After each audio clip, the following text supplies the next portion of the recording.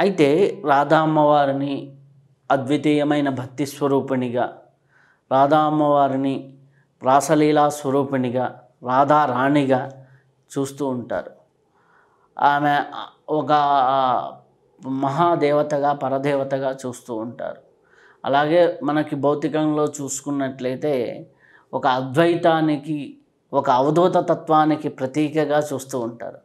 అటువంటి అమ్మవారు ఈ రోజుల్లో భౌతికంగా జీవించాలి అంటే మనకి పురుషార్థాలు ఉన్నాయి. ధర్మార్థ కామ మోక్షాలు, సంసారం కావచ్చు, ఉద్యోగం కావచ్చు, లేకపోతే వారి కుటుంబంలో ఆర్థిక స్థితిగతులు, ఆస్తిపాస్తులు, ఇలాంటి ఎన్నో ఉంటేనే ఈరోజు సమాజంలో ఒక స్థితి. ఈ యోగమాయలో ఉంటే ఈ భౌతిక స్థితిగతులు పెరుగుతాయా? భౌతిక స్థితిగతుల్లో వృద్ధి చెందుతామా? చాలా ఉత్తమోత్తమైన ప్రశ్న. సామాజిక స్పృహ ఉన్న ఆధ్యాత్మిక సందేహం ఇది. మనకు పెద్దవాళ్ళు ఉంటారు, నారు పోసినవాడు నీరు పోయక మానడు అని. అలాగా సాక్షాత్తు మనము తెలుసుకున్నాం, అమ్మ పరదేవత, పరాశక్తి, సర్వదేవతలకు కూడా అమ్మ శక్తినిచ్చేది అని. అలాంటి తల్లిని ఆశ్రయించినప్పుడు ఆ అమ్మని ఆశ్రయించి ఉన్న కర్మదేవతలు ఉంటారు. ఆ దేవతల పని ఏంటంటే, ఎప్పుడైతే అమ్మ అనుగ్రహం పొందుతామా అని ఎదురు చూస్తుంటాం. మనం ఎలా ఎదురు చూస్తుంటాం, వాళ్ళు కూడా ఎదురు చూస్తుంటారు. బ్రహ్మేశ్వరాది సుదురూహ పదారవింద శ్రీమత్పరాగ పరమాద్భుత వైభవాయ అంటారు రాధాసుధానిధిలో. బ్రహ్మకు, ఈశ్వరుడికి, ఇంద్రాది దేవతలకు కూడా సుదుర్లభం అంట అమ్మ స్పర్శ, పాదస్పర్శ, పాదరజం కూడా. వాళ్ళు ఎదురు చూస్తుంటారు. గణపతి, సుబ్రహ్మణ్య స్వామి, దుర్గా ఇత్యాది దేవతలు, అమ్మ ప్రతిరూపాలు వీళ్ళంతా.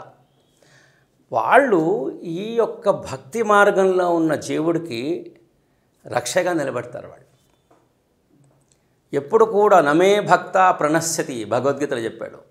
ధర్మ మార్గంలో రాధాకృష్ణులే నా యొక్క ఆరాధ్యమూర్తులు, వారే పరదైవతము అని ఆశ్రయించి, మహాత్ములను ఆశ్రయించి నిత్య జీవన శైలిలో ఉన్నవాడికి ఏ లోటు ఉండదు. ఆ ధన వస్తు వాహనాలు వచ్చి పడవు.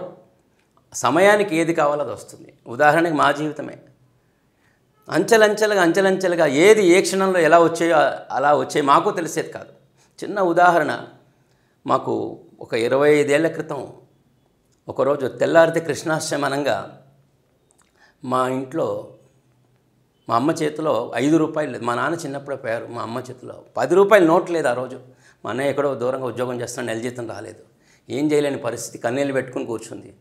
నేను ఏంటమ్మా ఏడుస్తూ బాధపడుతున్నావు అంటే, ఏం లేదురా, రేపు కన్నయ్యకి పూలు ఎలా తెచ్చుకోవాలో అర్థం కాని పరిస్థితిగా ఉంది, రేపు కృష్ణాష్టమి. నాకేం చేయలేదు, చిన్నవాడిని, నాకు దిక్కు తోచగా నేను బయటికి వెళ్ళిపోయా. కాసేపటికి మా అమ్మ, నేను వచ్చేటప్పటికి ఉత్సాహంగా మా అమ్మ, నీకోసం మురళి అనే ఫ్రెండ్ వచ్చాడు చూసావా? లేదమ్మా అని చూస్తే ఇప్పుడే వెళ్ళాడు అని. చూస్తే ఆనందంగా ఉన్న, వెలిగిపోతుంది మొహం. ఏంట్రా అని చూస్తే రాధాకృష్ణుల యొక్క పాదాల దగ్గర 500 రూపాయల నోటు ఉంది. 25-30 ఏళ్ల క్రితం విషయం. అంటే అప్పట్లో 500 అంటే ఒక 50,000తో సమానం, 30 ఏళ్ల క్రితం.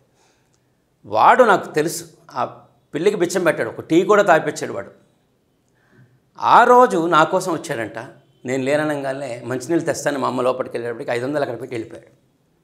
అంటే ఏ సమయానికి ఏది అవసరమో ఆ తీయడమే కృష్ణ భక్తి యొక్క ఫలితం.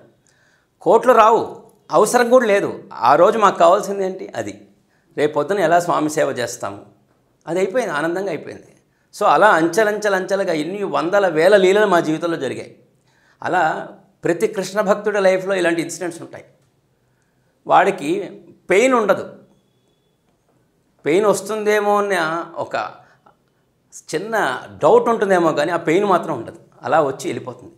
అలా ఎన్నో మహాత్ముల జీవితాల్లో జరిగాయి, ఎవరిదాకెందుకు మా జీవితంలో జరిగాయి. ఇలా దానికి ఒక్కటే మనం చేయాల్సింది శరణాగతి.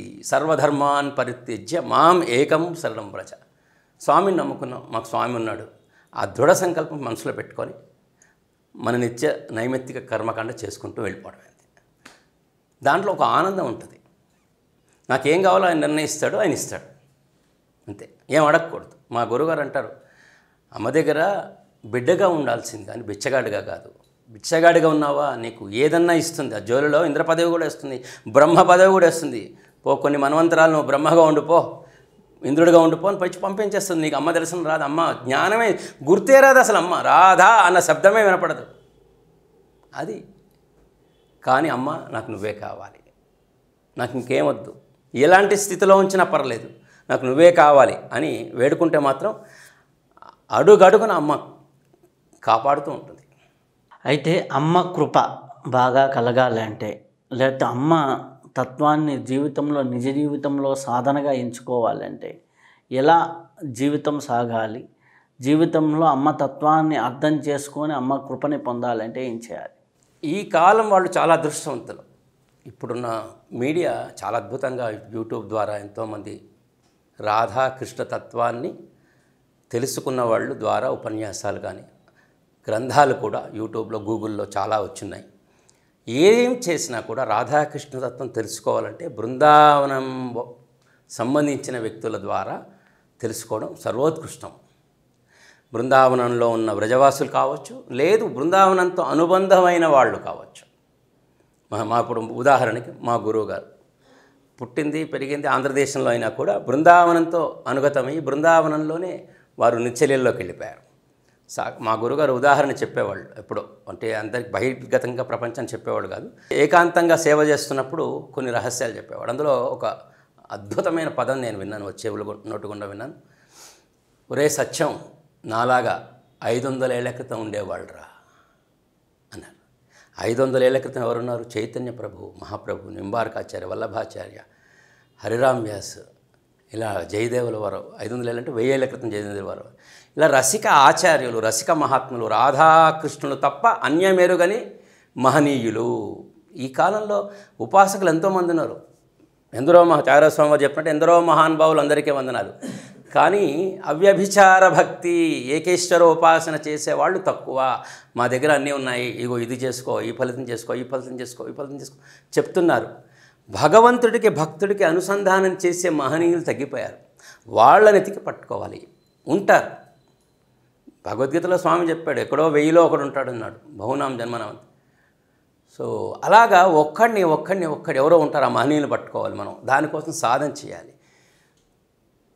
ప్రస్తుతానికి ప్రపంచంలో గౌడీయ సంప్రదాయం ప్రకారంగా చైతన్య మహాప్రభు యొక్క పార్షదులైన గోస్వాములు, అలాగే వారి ఉపదేశాలతో ప్రపంచానికి సన్మార్గం చూపించిన శ్రీల భక్తి సిద్ధాంత గోస్వామి వారు ఉన్నారు. వారి సంస్థలు ఉన్నాయి. అలాగే గౌడీయ మఠం సంస్థానాలు ఉన్నాయి. అలాగే ఉడుపి సంస్థానం ఉంది మధ్వాచార్యుల వారిది.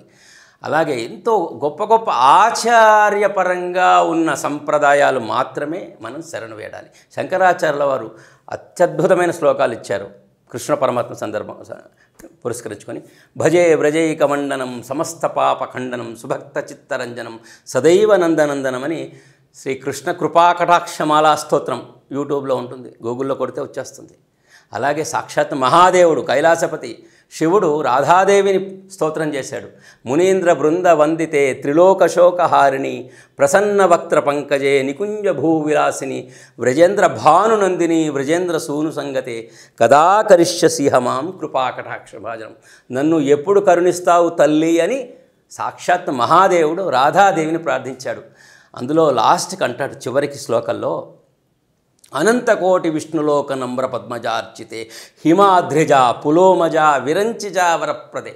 అనంతకోటి విష్ణులోకాలు నీ యొక్క కృపతోనే వెలుగుతున్నాయమ్మా.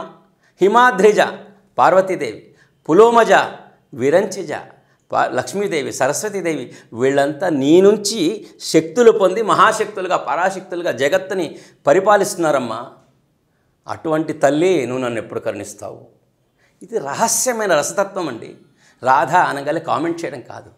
రాధా అనగానే గోపిక అని, రాధా అనగానే ఒక శృంగార నాయిక అని, రాధా అనగానే మేనత్ అని, రకరకాలుగా వాళ్ళ సంస్కారాన్ని వాళ్ళు దిగదార్చుకుంటున్నారు.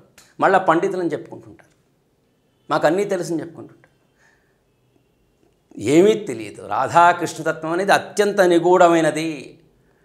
అది తెలుసుకోవాలంటే కేవలం బృందావనాన్ని ఆశ్రయించిన మహనీయులను ఆశ్రయించాలి.